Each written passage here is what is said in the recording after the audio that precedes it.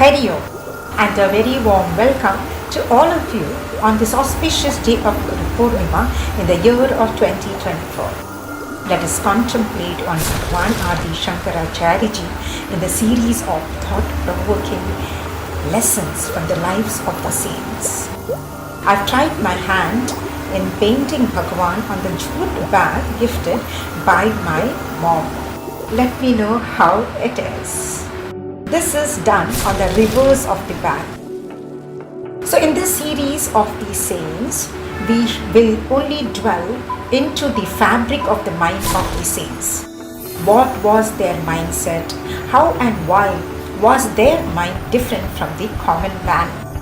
When we discover this, it will be very easy for us to put an effort in the right direction, and the process of spiritual evolution can be accelerated easily. So we are not going to look into where the saint was born, who was his father and mother, nothing of that sort. So today, on this auspicious day of Guru Purnima, we offer our salutations at the feet of Bhagwan Ādi Śaṅkarācārya and offer our humble prostrations and prayers to reveal himself through teaching. Indian scriptures, too vast. For whom is it meant?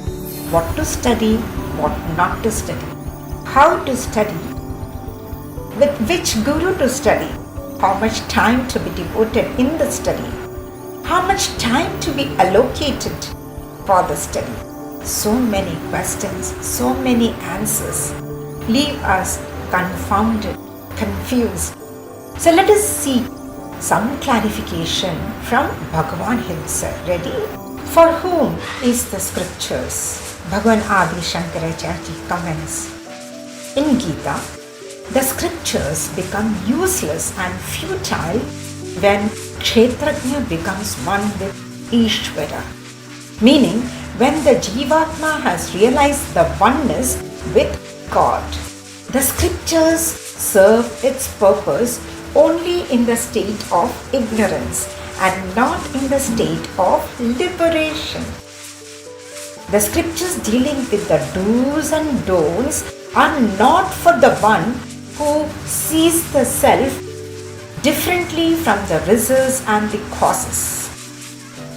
This comprehension of the self being distinct from the cause and effect happens only when one has assimilated the knowledge contained in the scriptures.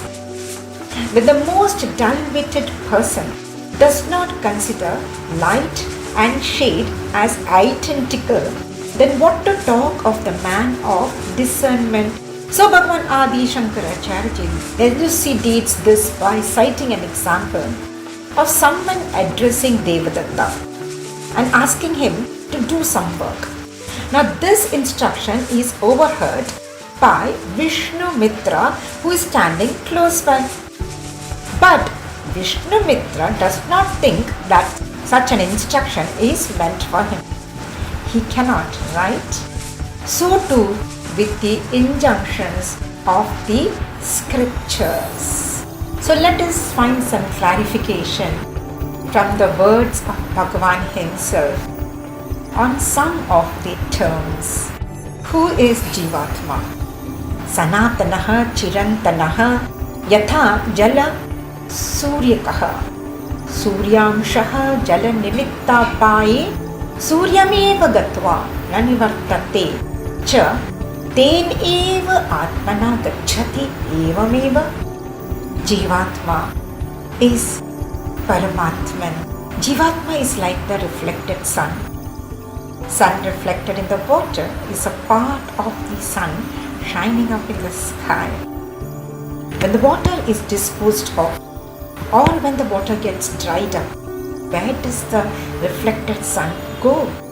It does not get destroyed, but goes to the sun and does not return. So too, Jivatma gets united with the very self. The point driven home is Jivatma is Paramatma. Jivatma is ever united with the very self, with the very Supreme Self. Now let us examine what does Bhagwan Ādi Śaṅkarācārya tell us about meditation. Bhagavan says, meditation consists of withdrawing the senses from its respective sense objects and fixing it in the mind. Then fixing the mind in the inner self. So meditation is a continuous, uninterrupted flow of thoughts like the unbroken flow of oil. Ekagrataya yat chintanam tad dhyanam, he says. Now what is ignorance? Ajnanam avivekajnanam kartavya kartavyadi vishaya mithya pratyaya, he says. So ignorance is non-discriminating knowledge, misconception regarding what ought to be done and what ought not to be done, what is duty and what is not duty. Then about who can give up actions, Bhagavan says, Paramartha darshinaiva adehabrata dehatma bhava rahitena ashesha karma sanyasaha shakyate kartum. The one who has realized the supreme truth alone can give up actions completely. So he is the one who does not hold on to the body. He is without the idea that this body is the self. Now who is a true guru? The true guru is the one whom we meet and get transformed. Let's find out what happened to his students. Shall we meet the Guru and get transformed? Guru is the one who transforms everyone who comes in close proximity to the Guru. Giri became Totakacharya, who headed Jyotirmat. Giri, Parvat and Sagar are used as the titles or suffixes by the Pedatipatis. And to the south we have Sringeri Mat, Yajurveda, and Mandala Mishra became Sureshwaracharya and he headed this Mat. Saraswati, Puri, Bharati, Aranya, Tirtha, Giri and Ashrama are the titles or suffixes of the Pedatipatis of this Mat. Aham Brahmasmi or I am Brahman is the Mahavakya of the Sringeri Mat. To the east we have Govardhan Mat, Rigveda. Sanandana became Padmacharya ji and he headed this Mat, or he was entrusted with this Mat at Puri. Pedatipatis use Aranya and Vana as the titles or suffixes. Prajnana Brahma is the Mahavakya of this Govardhan Mat. To the west, focus is on Samaveda, Dwarka, Pete. Prabhakara, who became Hastamalakacharya, was appointed as the first Śaṅkarācārya of this Mat. Tirtha and Ashrama are the titles or suffixes used for the Śaṅkarācāryas of this Mat. Tattvamasi is the Mahavakya of this Mat. Let us now look into the crux of the teachings. We find Brahma Jnanavali Mala, sloka number 20th. Bhagavan Ādi Śaṅkarācārya says, Brahma Satyam Jagan Mithya Jivo Brahmaiva Na Paraha Anena Vedyam Tat Shastramiti Vedanta Dindimaha. So what does it? It means Brahman is the absolute truth. The world seen is neither real nor unreal. Jivatma is Brahman only, not different. Know this to be the correct teaching of the scriptures proclaimed by Vedanta. What do we understand by the term Jagan Mithya? The world is the earth with its inhabitants and all things upon it. This world is neither real nor unreal. Because there are no external objects, the mind does not come into any contact with any external objects or even any illusory objects of the dream.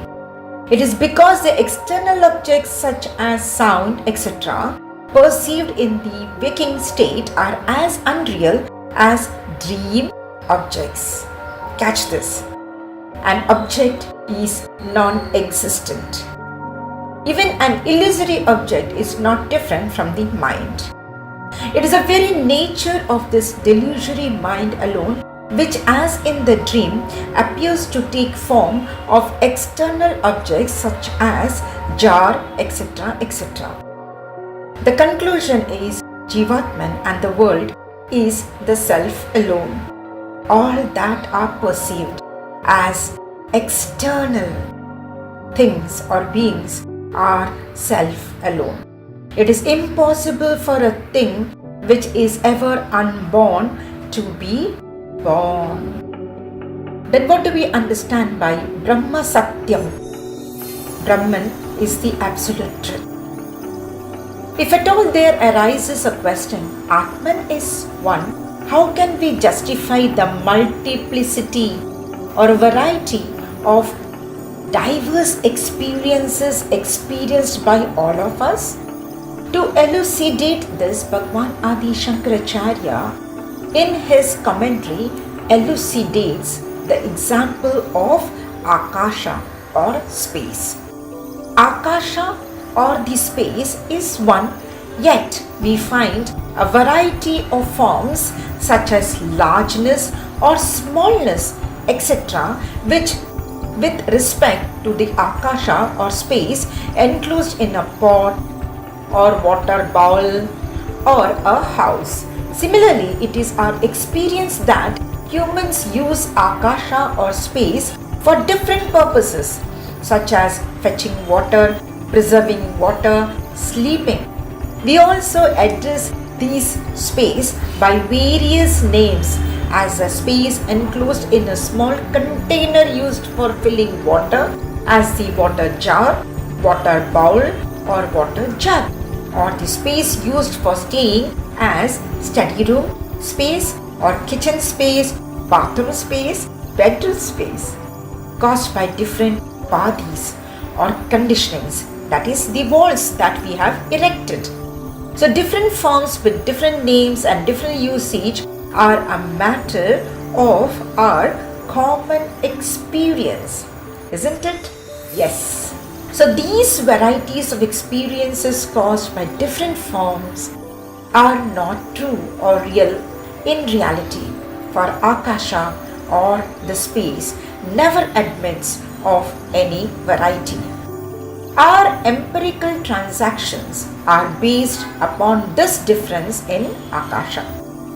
It would not be possible for us, for you and me, to interact without the limiting factors or limiting adjunct or conditionings.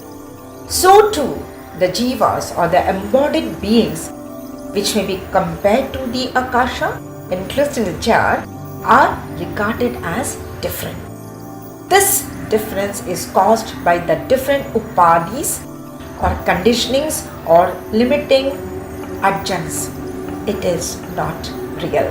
So let us contemplate on the various experiences. The step 1 would be, what is common in all the uncommon experiences? Let us find out. And then train the mind, which would be step 2, to dwell on the common feature. Even when it diverts to the uncommon feature, let us bring it back again and again. Can we? Now the question is, you and I, are you ignorant or intelligent? Am I ignorant or intelligent?